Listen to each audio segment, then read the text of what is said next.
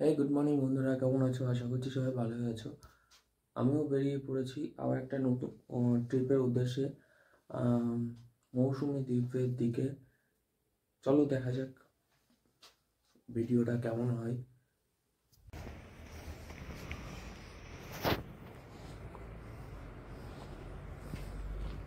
এখন ঘড়িতে বাজে 2:50।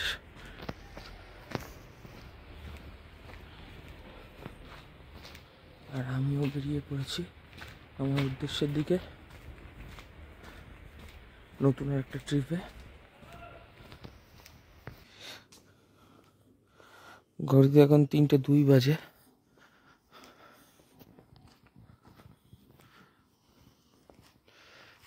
এদিকেও খালি, এদিকেও পুরো খালি, শুধু গাড়ি পাওয়ার অপেক্ষায়। গাড়ি কখন পাবো?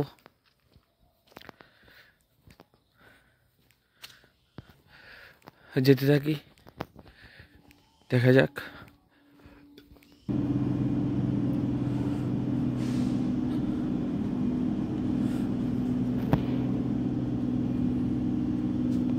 চলে এসেছি ফাইনালি স্টেশনে, বনগাঁ স্টেশনে দাঁড়িয়ে আছি। এই শীতের বেলায় একটা লোক নেই। আগেরবার যখন এসেছিলাম তখন প্রচুর লোক ছিল, আপনাদের দেখিয়েছিলাম যে ফার্স্ট 4:25 ট্রেনটায় কতটা লোক থাকে। আর এখন একটা লোক নেই, আর আমরা শুধু রয়েছি। আমার বন্ধুরা ওইদিকে চা খেতে গেছে, আমি যাচ্ছি। ভাবলাম যে আপনাদের সাথে একটু কথা বলে নিই। দেখতে দেখতে বন্ধুরা শিয়ালদা স্টেশনে আমরা পৌঁছে গেছিলাম। পৌঁছে যাওয়ার পরে আমরা এখানে ওয়েট করছি কখন ট্রেনটা দেবে। তারপরে চারিদিকে দেখছিলাম আর কি, লোকজন সবাই আমাদের মতনই ওয়েট করছিল। বন্ধুদের সাথে গল্প করতে করতে কখন যে পৌঁছে গেলাম নামখানার দিকে বুঝতে পারলাম না। যাই হোক, এই ভিউটা আগেও দেখেছিলেন, আবারও দেখাচ্ছি। দেখুন কতটা ভালো লাগে এই ভিউটা।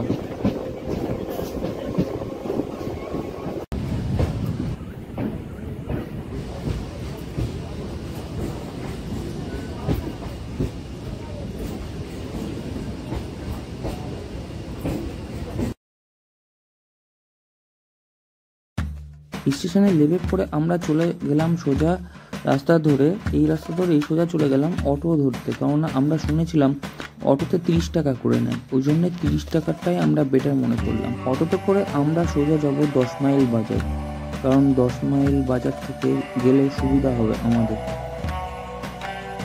অটো থেকে নামার পর আমরা ডান দিকে যে রাস্তা সোজা চলে গেল, সেই রাস্তা ধরে সোজা চলে যাব। সামনে যে টোটো স্ট্যান্ড থাকবে, সেই টোটো স্ট্যান্ডে গিয়ে আপনারা বলবেন পাতি বুনিয়া ঘাট যাব। তাহলে আপনাদের সবার কাছ থেকে মাথা প্রতি 15 টাকা করে ভাড়া নেবে এই ঘাটে যেতে। বন্ধুরা, ঘাট পার হতে এক একজনের কাছ থেকে 10 টাকা করে মাথা প্রতি ঘাট পার হতে ভাড়া নেবে, আর বাইক পার হতে 50 টাকা করে।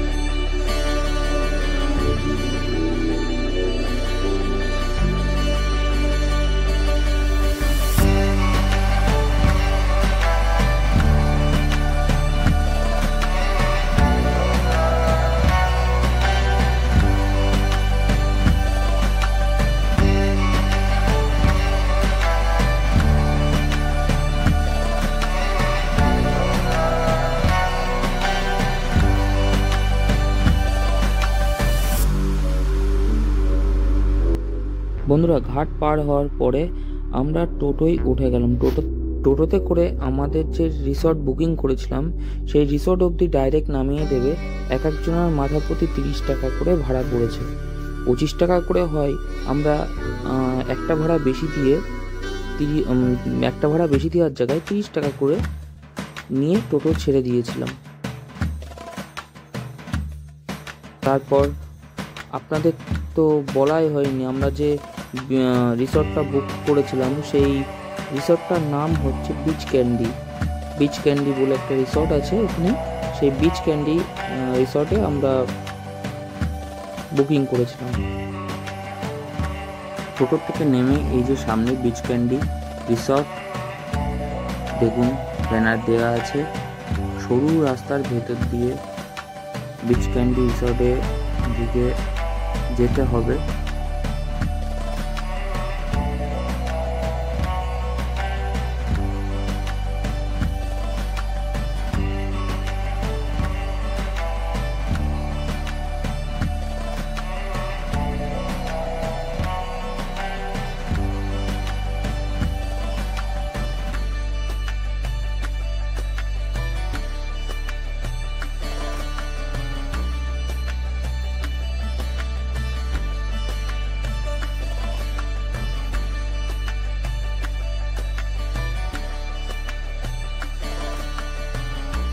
ঢুকেই সামনে যেটা দেখতে পাচ্ছেন এটা হচ্ছে রিসেপশন।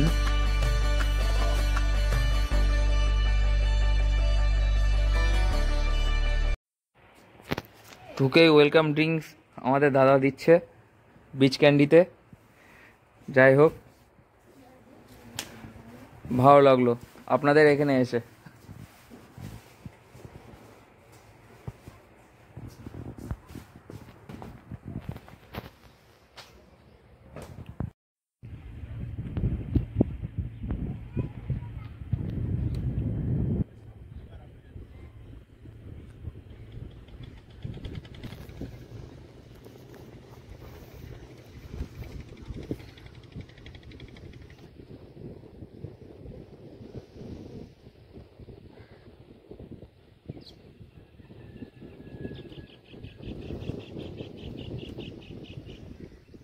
এখানে রাত্রে লাইট লাগানো আছে, বসার জায়গা এগুলো।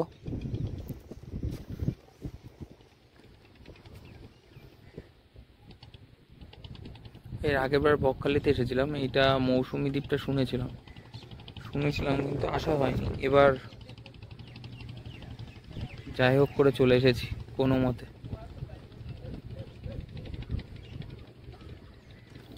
সামনে এই বাচ্চাগুলো মাছ ধরছে আর কি।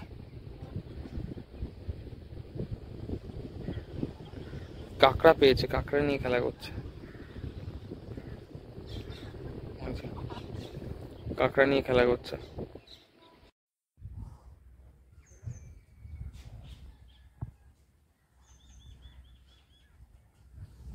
ওটা হচ্ছে রিসেপশন বিচ ক্যান্ডির। আর এদিক থেকে এসে এই যে বিচের ধারে বাঁশের, এখানে রাত্রে বসে আড্ডা দেওয়া হয়। এই যে বিভিন্ন ধরনের কলকা করা, এগুলো হচ্ছে কাঁকড়ার পায়ের কলকা।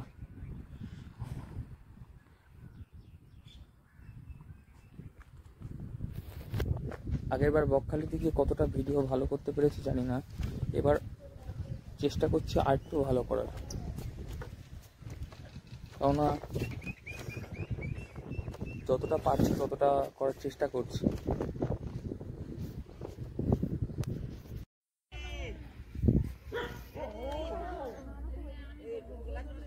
খাওয়া দাওয়ার পরে বেরিয়েছি, জাস্ট বাইরের দিকে ওয়েদারটা এতটা সুন্দর লাগছে।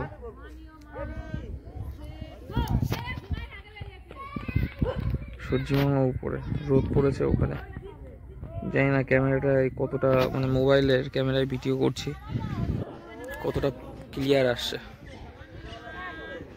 ওটা মনে হয় জম্বুদ্বীপ, যে দ্বীপের কিছুদিন আগে ঘুরে এসেছিলাম আর কি।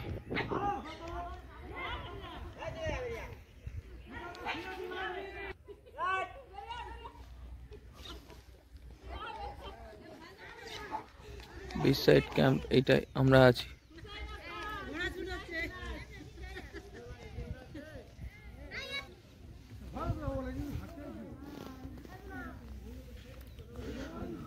আস্তে আস্তে বিচের ধারে যাচ্ছি।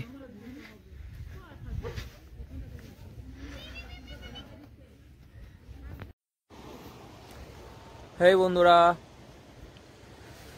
এখন সন্ধে 5টা বাজে, 5:30 বাজে। আমি বিচের ধারে এসেছি আর কি। জল এখনো অবধি আসলো না। বিচের যে ম্যানেজার, তার কাছে শুনলাম জল নাকি 10টা-11টার দিকে, তারপরে গিয়ে বিচের এই যে বাস দেওয়া আছে, এই যে বাস দেওয়া আছে, এই বাসের এখানে জল আসে আর কি।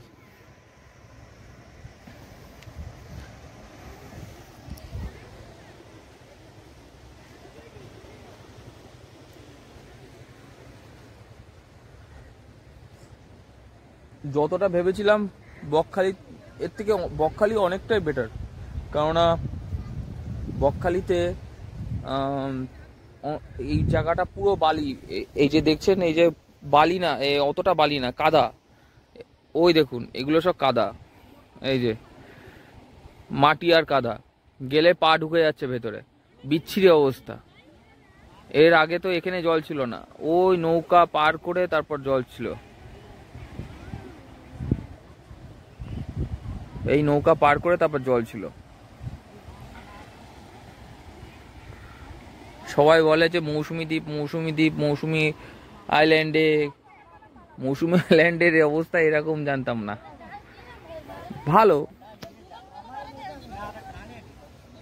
ভালো কিন্তু বিচে প্রচুর কাদা, বালির থেকে বেশি মাটি, আর মাটির জন্য পা ডেবে যাচ্ছে ভেতরে।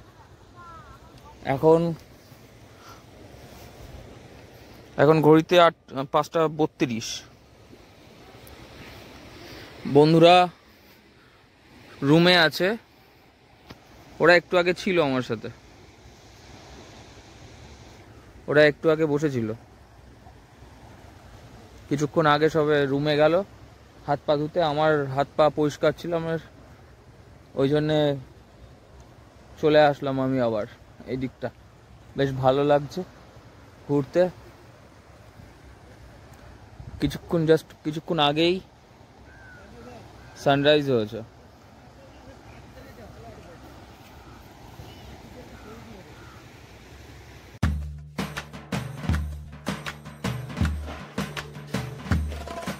এই বন্ধুরা, এখন আমি বিচ ক্যান্ডি ক্যাম্পে আবার চলে এসেছি। এখানে এত পরিমাণে জোরে জোরে গান বাজছিল, যে গানগুলো বাজছিল সেই গানগুলোতে কপিরাইট আসছে। ওই জন্য চিন্তা করলাম যে আমি আবার ভয়েস দিয়ে দিই এখানটায়। আর রাতের বেলায় দেখুন বিচ ক্যান্ডি ক্যাম্পটা কেমন লাগছে। এই ক্যাম্পে এসেছিলাম এই ভিউটা রাত্রেবেলা এনজয় করার জন্য।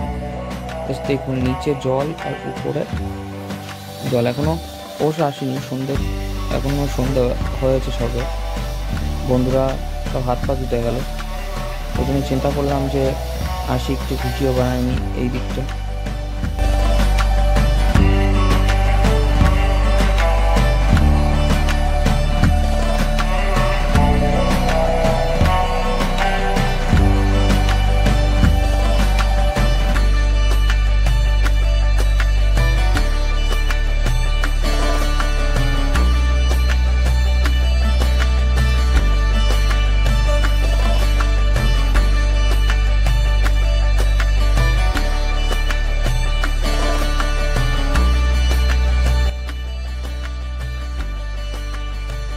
আস্তে আস্তে আমাদের বিচ ক্যান্ডি ক্যাম্প সন্ধ্যের খাবার চলে এসেছে। সন্ধ্যের খাবার হচ্ছে চার সাথে বাঁধাকপির চপ আর মুড়ি। এখন 3জনারটা দিয়ে গেল, আরও একজনারটা আনতে গেছে।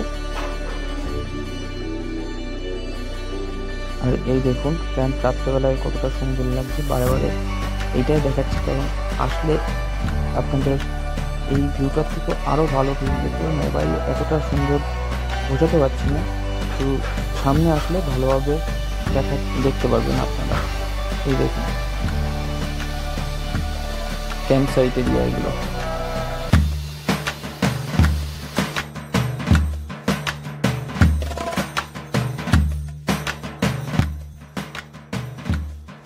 এখানে বনফায়ার করে দিয়েছে।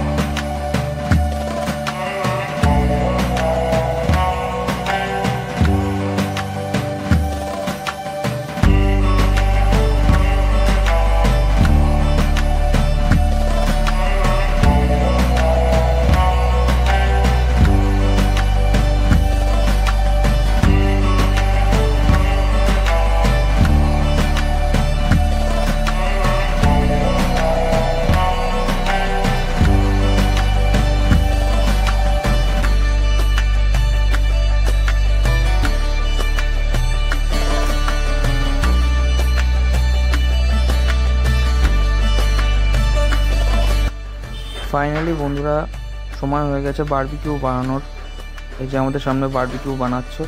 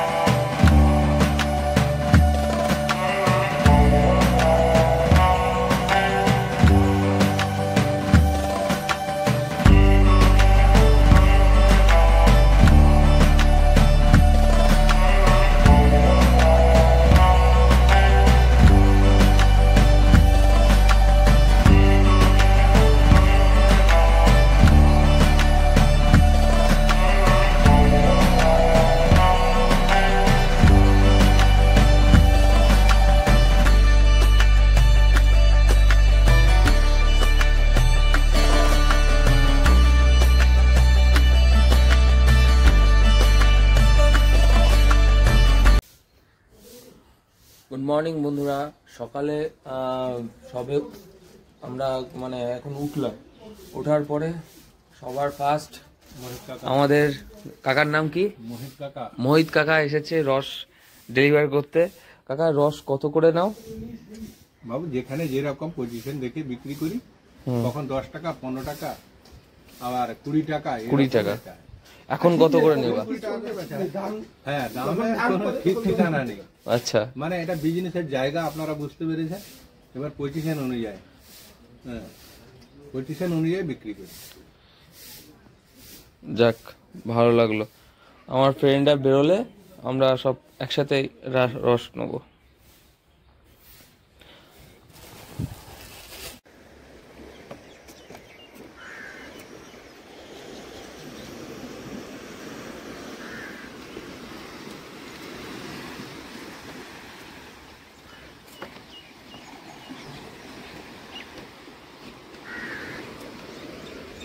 সকালে ভোরবেলায় উঠেই আমাদের সমুদ্রের ধারে বিচে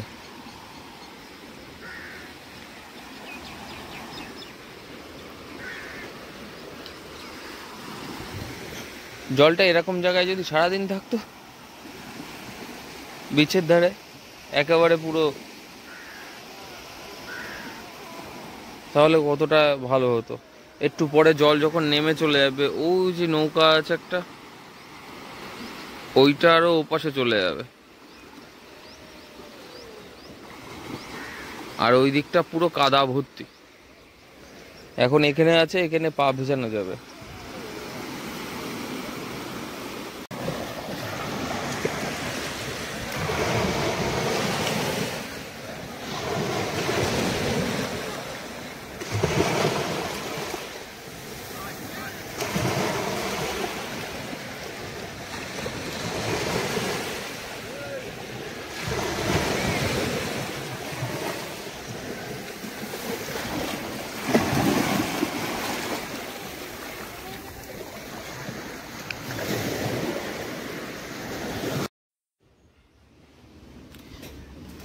এই যে ভাইদের রুম,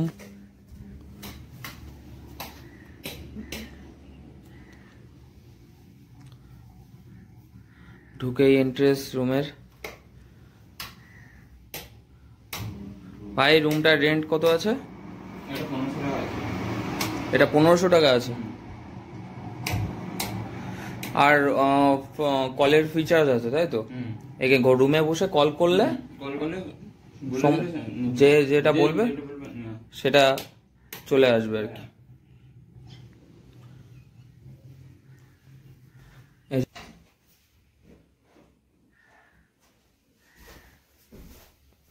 গিজার আছে,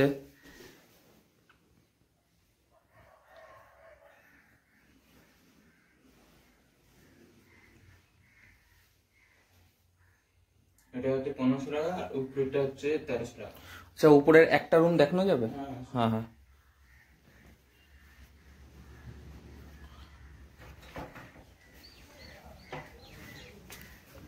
উপরে আছে, আর নিচেরও আছে।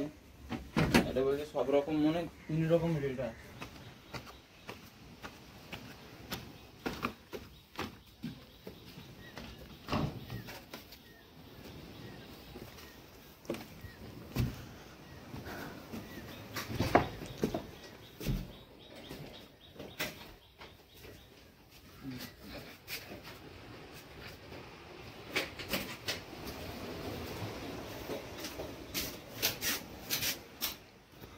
এখানে বসে সি বিচ ভিউটা অসাধারণ লাগছে।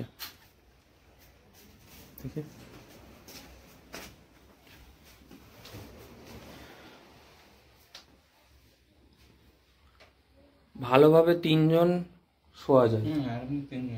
এটা রেট কত আছে? এটা 1600 টাকা আছে। এটা 1600 টাকা রেট আছে। এখানে বসে ড্রিঙ্কস ফিঙ্কস সব করতে পারবে। এটা ওয়াশরুম,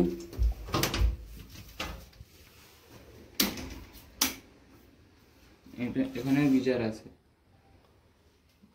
গিজারের ব্যবস্থা সমস্ত কিছু আছে।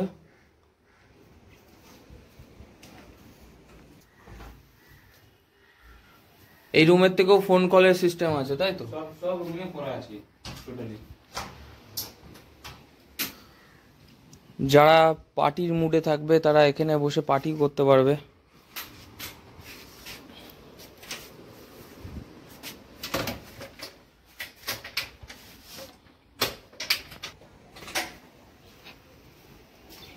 সবকটা রুমই এরকম, তাই তো? মানে গ্রুপের কোনো সিস্টেম নেই, তাই তো? মানে আমরা যদি একটা গ্রুপ আসি, এই যে গ্রুপের যে রুম নেয়, একটা রুম দেখাচ্ছে বললো 5 জনের একটা রুম নেবে, নিচে থাকতে পারে, নিচে এগুলো থাকা যাবে, এগুলোতেও থাকা যাবে। যখন 5 জনের গ্রুপ আছে না, যারা ওই ক্যাম্পে থাকে, মানে টেন্ট টাইপের যেটা করা আছে, তাদের জন্যে এই ওয়াশরুম ওপাশে বাইরে করা আছে, তাই তো ভাই? যারা এই ছোট ছোট টেন্ট আছে, বড় টেন্টও আছে, তারা যদি টেন্টে থাকে, টেন্টে থাকলে এই যে সামনে ওয়াশরুম আছে,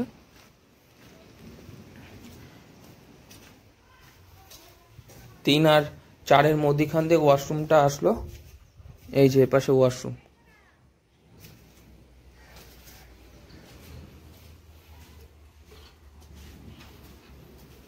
এই বন্ধুরা, আসার পথে শরীরটা খুবই খারাপ লাগছিল, ওই জন্য আসার পথে আর ভিডিও বানাইনি, কারণ ওই যে লুচিটা লাস্টে খাওয়া হয়েছিল, সকালের যে খাবারটা দিয়েছিল সেই খাবারটা খাওয়ার পর থেকে শরীরটা একটু খারাপ লাগছিল, তাই ভাবলাম যে আর ভিডিও করতে পারবো না, কারণ যাওয়ার পথে যেরকমভাবে গেছি আসার পথেও ঠিক তেমনভাবে এসেছিলাম। ভিডিওটা যদি ভালো লেগে থাকে অবশ্যই লাইক করবেন, কমেন্ট করবেন আর সাবস্ক্রাইব করবেন, আর লাইক করলে ভিডিও বানাতেও ভালো লাগে, লাইকটা করে দেবেন। বাই।